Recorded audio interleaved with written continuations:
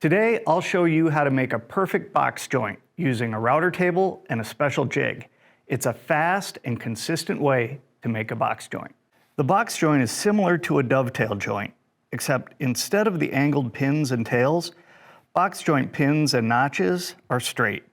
It's a very strong joint because it features a lot of long-grain glue surfaces. The trick to this process is to use a router table box joint jig. Now, Rockler makes two different router table box joint jigs.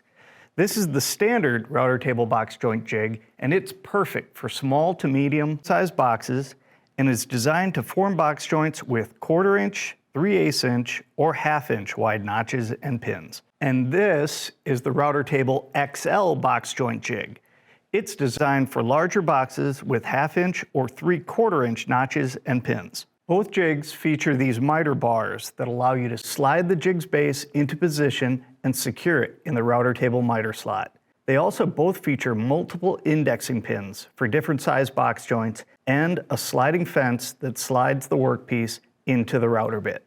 This XL jig is obviously the larger of the two, and it also includes a front sacrificial fence that sandwiches the workpiece and helps reduce tear out. Now let's put this XL jig to work and make a box joint. The process is basically the same for both jigs.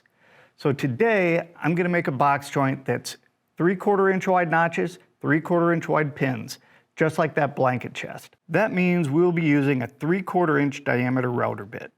This is a spiral upcut bit that will do a great job of cutting and clearing the notches. Now, if you want your box joints to end up flush, then the depth of the notch needs to match the thickness of the material that you're using, and that's what determines the height of the bit.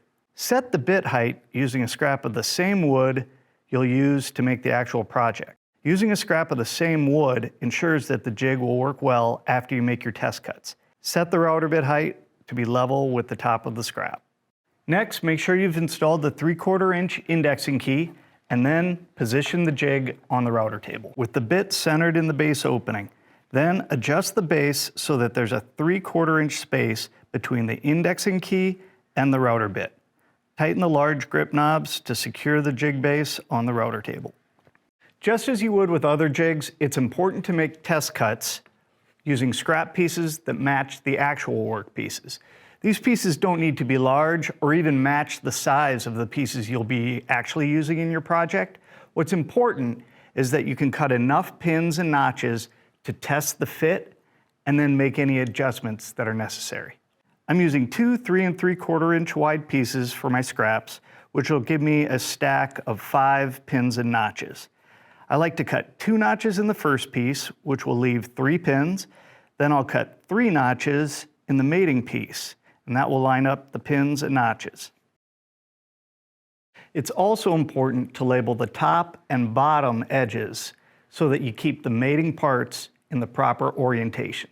Position the first piece against the alignment pin and clamp it between the fences. Start the router and route the first notch. To set up for cutting the next notch, you simply slide the workpiece over so that the first notch you cut now straddles the indexing key.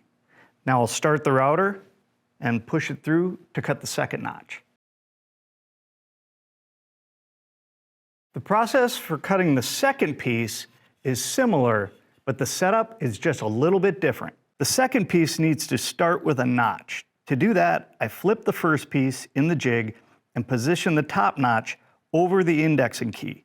Then I butt the top edge of the second piece against the top edge of the first piece. I route the first notch and then shift the piece over the indexing key to cut the second and then the third notch.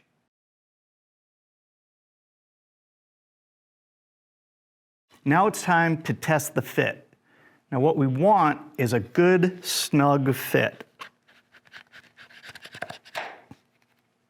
That's a good fit.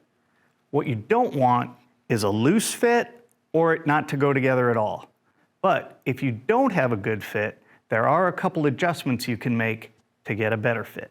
If your box joint is too loose, then what you need to do is move the jig so that the indexing key is just a little further from the router bit. Now it doesn't take much. A very small change will really change the fit. So usually a couple taps is all you need to make that change. Moving that indexing key a little bit further away from the bit will make the pins a little bit wider. Again, very small movement will make a change. Now on the other hand, if your joint is too tight or it won't go together at all, then we do the opposite, and we're going to move the indexing key a little bit closer to the router bit. Same thing, small increment movement, then retest the cut. Once you have your jig adjusted to form a nice snug joint, you're ready to cut your actual project parts. That covers the basic process of making a box joint. Now there's one additional consideration you should think about if you're designing a project that will feature box joints, and that's the layout of the pins and notches in relation to the size of the box sides. Now the XL router jig that we just used includes a 1/2 inch and a 3/4 inch indexing key. That means you can make box joints that are 1/2 inch or 3/4 inch. It's common to design box joint projects so that the width of the box side is easy to divide by the dimension of the pins and notches. That way, you'll end up with full pins and notches on each end. You don't have to do this, and you can make the box side whatever size you want, but just know you may end up with a partial pin or partial notch on one end or the other. And if you want to go to the next level beyond just having full pins and notches, you can design your project to have the same feature on the top and bottom. So this blanket chest, we have a pin and a pin at the top and bottom.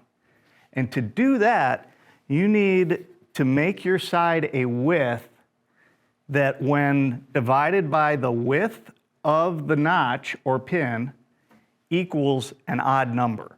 For example, we designed this blanket chest with 14¼ inch sides. When you divide that 14¼ inch side panel by 3/4 inch, which is the size of the pins and notches, it equals 19. That's 10 pins and 9 notches with the pins on the top and bottom of the front and back. A nice symmetrical look.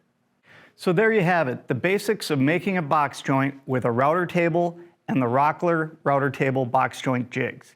It's a relatively easy way to make a strong and beautiful woodworking joint.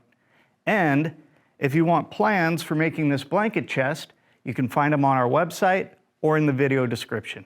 I hope you've enjoyed this demonstration and will consider using box joints in one of your future projects. I'm Dan Carey with Rockler and Woodworkers Journal. Thanks for watching.